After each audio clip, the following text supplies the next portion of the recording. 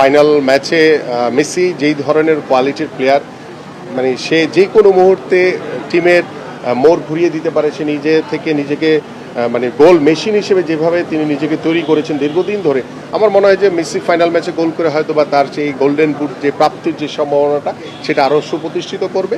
পাশাপাশি দেখেন, আমি যেটা বলেছি যে ব্রাজিল হয়তো বা নাই, ব্রাজিলের সাপোর্টাররা হয়তো বা হতাশ, বাট দিন শেষে কিন্তু আমি যেটি চাই যে আমাদের ফুটবলের জয় হোক এবং এই বিশ্ব ফুটবল থেকে আমরা কি শিখেছি, আমরা কিভাবে সামনের দিকে এগিয়ে যেতে পারবো, এটা হচ্ছে আমাদের ফোকাস করা উচিত।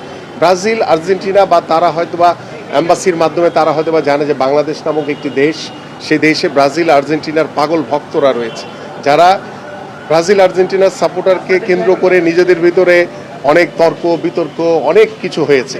সব কিছু মিলিয়ে আমরা কি পেলাম, আমার দেশ কি পেল, এটা কিন্তু ইম্পর্টেন্ট।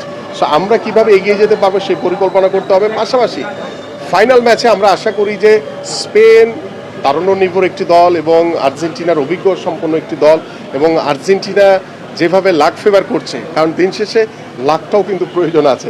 কারণ আপনি ভালো পারফর্ম করছেন, যদি গোল করতে না পারেন তাহলে আসলে ওই ভালো পারফর্ম করার কোনো ভ্যালু নাই।